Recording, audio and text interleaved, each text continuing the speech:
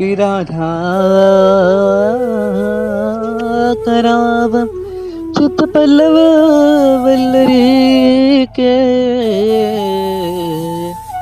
Shri Radha पदांक Wilson मधुर स्थली के। श्री राधा यशो मुखर मत्त खगावली के। श्री वृंदा विहार विपिनम रमता मनो में। हम पूर्व में काफी बार कह चुके हैं, आप जिस दिव्य रस को प्राप्त कर रहे हो भैया, अभी तो बहुत श्री जी की लीलाएं शेष हैं। श्री जी की निकुंज लीलाएं, नित्य ऐसी लीलाएं आपको श्रवण करने को आगे मिलेंगी, आप सुनकर निहाल हो जाओगे। चित्त को रंग दो इन लीलाओं में। और भी कई प्रेम के गूढ़ रहस्यों का, सिद्धांतों का उद्घाटन होगा। आइए, ज्यादा देर ना करते हुए, सखी भाव के बारे में मैं आपको स्पष्ट कर चुका हूँ। स्वसुख का अभाव, प्रियतम के सुख में अपने को सुखी मानना, ये सखी भाव है। मेरा प्रियतम सुखी रहे, अपना सुख खोजना, ये तो आसुरी स्वभाव है। यदि किसी भी दान व्रत पुण्य इत्यादि में अगर आप अपना सुख खोज रहे हो तो वो भी आसुरी स्वभाव के अंतर्गत ही आता है। भक्ति मार्ग में हम जो करते हैं वो भगवान को समर्पित करने के लिए कर रहे हैं, ये बात कही जाती है। पर मैं निकुंज उपासना की चर्चा कर रहा हूँ। ये मार्ग तो भक्ति से भी ऊंचा है। इसमें यदि स्वसुख की कामना अगर आ गई है तो आपका पतन है। निकुंज उपासना को आप साधारण मत समझिए बंधुओं, जिसका वर्णन इन दिनों किया जा रहा है।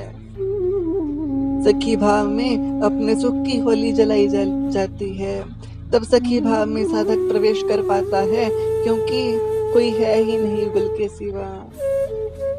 मैं भी तो नहीं है, बस वे हैं, मैं ना ही सब तू। फिर स्वसुख जैसी वस्तु कहाँ है ही कहाँ? क्या जगत है, क्या शरीर है, क्या रिश्ते नातेदार हैं? विचार करके देखो, ये सब कुछ भी नहीं है, सब स्वप्न मात्र है। फिर किसका सुख? इस रहस्य को सखी भाव वाला साधक समझ चुका होता है जैसी सत्ता तो मात्र युगल सरकार की है, ब्रह्म और उनकी हिलातनी शक्ति की है।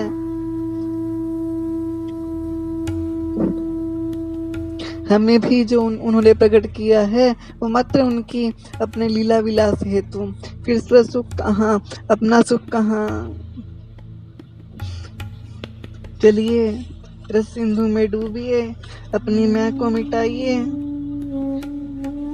पूर्व में भी कह चुके हैं, इस अहंकार को, इस मैं को लेकर तो उस प्रेम राज्य में प्रवेश नहीं किया जा सकता। चलिए आंखें बंद कीजिए, दिव्य निकुंज है। वसंत का रस श्री प्रिया प्रीतम ने छक लिया है, किंतु श्याम सुंदर के मन में एक बात आई है। उस बात को सखियां समझ गई हैं, क्योंकि सखियों का मन तो है ही नहीं, युगल सरकार का ही तो मन है। सखियों, युगल सरकार का मन ही सखियों का मन है भैया। धीरे धीरे एक एक करके दूर होती गई सखियां युगल सरकार से। तब श्याम सुंदर ने श्री जी के कान में कहा, प्यारी सखियां तो चली गई हैं, पता नहीं कहाँ चली गई हैं। श्री जी ने चारों ओर देखना शुरू किया, पर सखियां वहां नहीं थी। हाँ प्रियतम, बसंत के सुख में हम दोनों इतने तल्लीन हो गए थे कि सखियों का हमको ध्यान ही नहीं रहा। पर ये सब सखियां कहाँ गई हैं? श्याम सुंदर कुछ नहीं बोले। कुछ देर में कहा श्याम सुंदर ने, हे प्रियाजू, मैं कुछ कहना चाहता हूँ, अगर आपकी आज्ञा हो तो। हाँ हाँ कहो ना, क्या बात है। इस पद का वर्णन श्री केलीमान जी में श्री स्वामी हरिदास जी महाराज ने किया है। चल री फिरते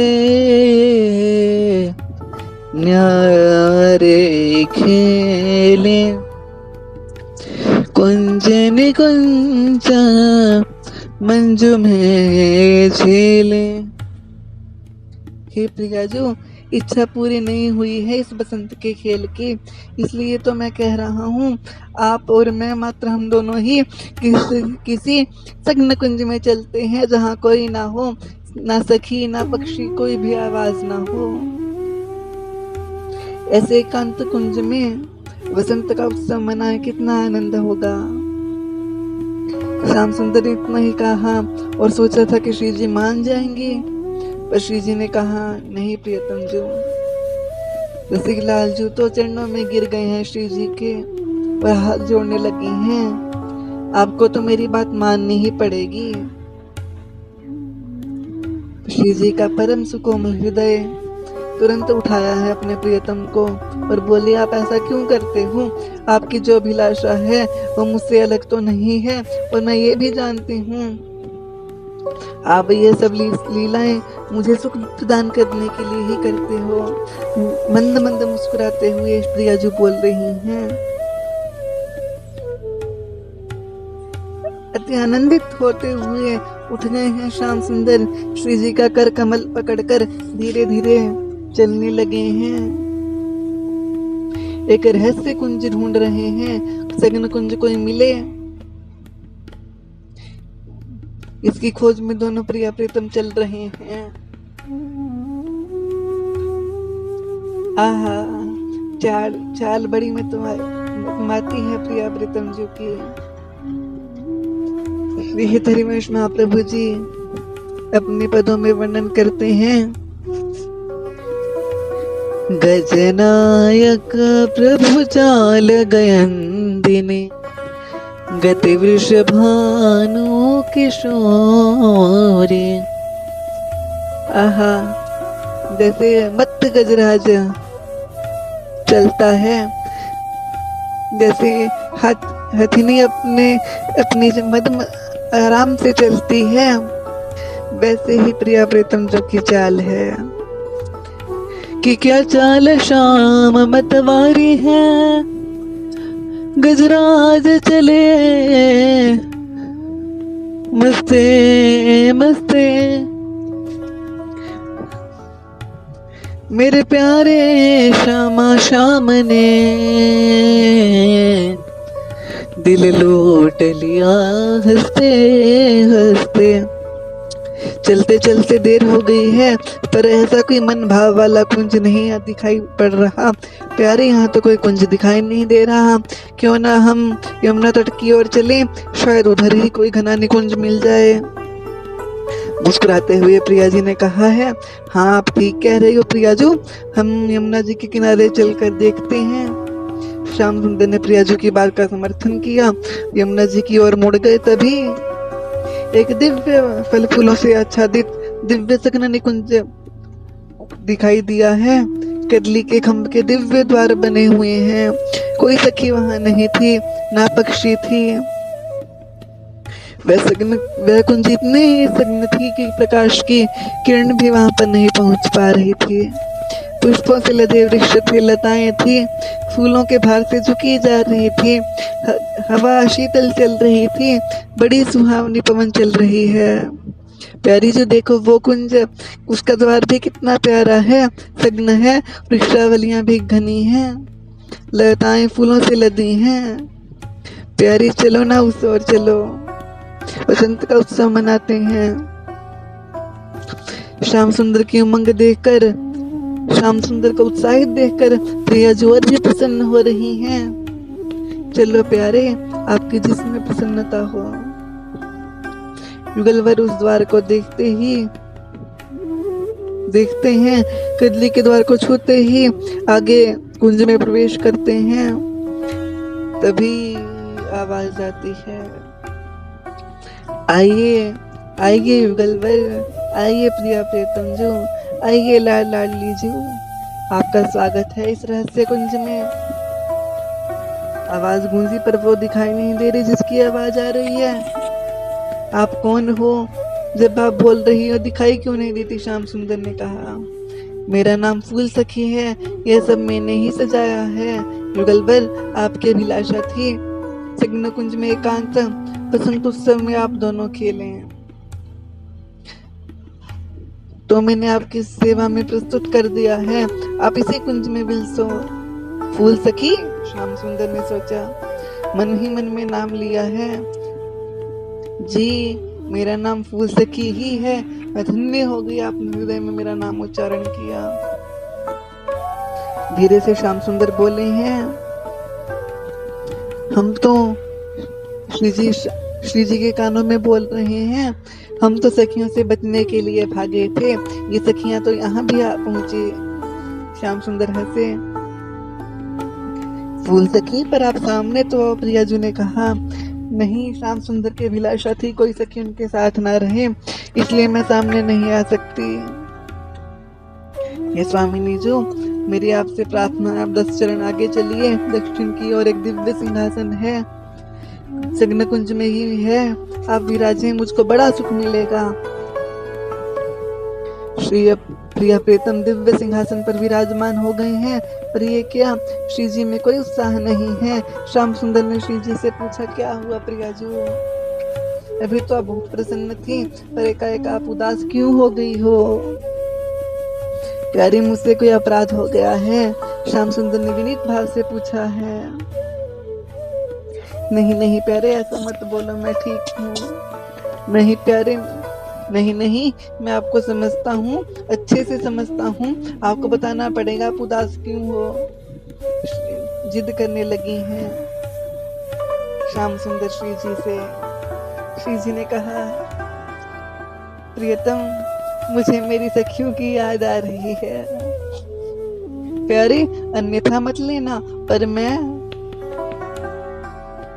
पर सखियों के बिना इस कुंज में कोई रस नहीं है। वो कहाँ होंगी? हम ही तो उनके प्राण धन हैं, हम ही तो उनके जीवन सर्वस्व हैं। वो हमारे बिना एक पल नहीं रह सकती। ये कहते हुए श्री जी की नेत्रों से अश्रु बहने लगे हैं। श्याम सुंदर पुकार उठे, ओ फूल सखी। आवाज आई, ओ ये क्या हमारी स्वामिनी रो रही हैं? नहीं नहीं, आप क्यों रो रही हो? मुझे अच्छा नहीं लग रहा। हिलकियों से रोते हुए श्री जी ने कहा, हे फूल सखी जू, मेरी अन्य सखियां कहाँ हैं? मेरी प्यारी रंग देवी जू, मेरे प्यारी सुदेवी जू, मेरी ललिता जू, मेरी इंदु जू, मेरी तुंग विद्या जू, मेरी चंपक लता जू, चित्रा जू, कहाँ है ये सब? तभी कदम्ब का वृक्ष उस रहस्य निकुंज से अंतर ध्यान हुआ। उसकी जगह खड़ी थी श्री रंग देवी जू। रंग देवी जी के नेत्रों से भी अश्रु बह रहे थे। वो दौड़ी हैं, मेरी स्वामिनी चरणों में गिरी हैं। तमाल का वृक्ष हटा है, उसमें से श्री ललिता जू प्रकट हुई हैं। हे मेरी किशोरी जू, वे भी उन गोरे चरणों में गिर गई हैं। मोरछली से सुदेवी जी प्रगटी हैं, पाकर से इंदुलेखा जो प्रगटी हैं। इस तरह से सभी सखियां तो यही थी, हर्षित हो गई हैं प्रिया जो। तब ललिता जी ने श्याम सुंदर से कहा, क्यों प्यारे, आपको क्या लगा था हमें छोड़कर आप अकेले ही आ जाओगे? अपने हृदय में हाथ रख के बोलो, क्या हम आपसे अलग हैं क्या? रंग देवी जी ने आगे बढ़कर श्याम सुंदर जी से कहा, हे प्रियतम, हे प्रिया लालजू, आपको क्या लगा? आपका हमारे बिना मन नहीं लगता तो हमारा आपके बिना मन लगता है क्या? आप बल्कि ही हम सखियां भिन्न हैं। सच बात तो ये है, यदि आप चाहो तो भी आप हमको अपने से अलग नहीं कर सकते। हम ही कुंज का रूप बनकर आपके अभिलाषा को पूर्ण कर रही थी। तभी फूल सखी प्रकट हो गई हैं। ये वृंदा सखी थी। ललिता जी ने कहा, हमारी स्वामिनी तो प्रिया जू हैं, आप नहीं हो। विनोद करते हुए बोली हैं, हाँ सखी, मैं ही हूँ आप सबका अपराधी। लाल जी कह रहे हैं, आहा, लो ये मुकुट आपके सामने झुका देता हूँ। श्याम सुंदर ने जैसा कहा, सारी सखियां बिलख उठी हैं। ऐसा मत करो प्यारे जू, प्रिया जू, हम तो आपके सुख के लिए ही हैं। तभी एक सखी ने पद गाया है प्रिया जू के चरणों में। सहज स्वभाव पर्यो नवल किशोरी जो को मृदुता दयालुता कृपालुता की राशि है। भैया, आप किनकी उपासना कर रहे हो, समझो तो सही। किने कहू नारिस कहूँ भूले हो न होए सखी, रहत प्रसन्न सदा ही मुख हसी है। ऐसी सुकुमारी प्यारे लाल जो के प्राण प्यारे, धन्य धन्य धन्य जय इनके उपासी हैं। हित ध्रुव और सुख सुनियत जहाँ लगी, देखियत जहाँ लगी, सब दुख पासे हैं। सहज स्वभाव पर्यो नवल किशोरी जो को मृदुता दयालुता कृपालुता की राशि है। आहा भैया, कितना श्री जी प्रेम करते हैं अपने जनों से। यदि किसी का वास्तव में श्री जी के स्वभाव से परिचय हो जाए तो वह भजन किए बिना रह ही नहीं सकता। जय जय श्री राधे, जय जय श्री राधे, जय जय श्री राधे। पूरा निकुंज श्री राधा नाम के जय घोष से गूंज उठा है। आप भी एक बार बोल दीजिए, जय जय श्री राधे। शेष रस चर्चा अगले भाग में। जय जय श्री राधे।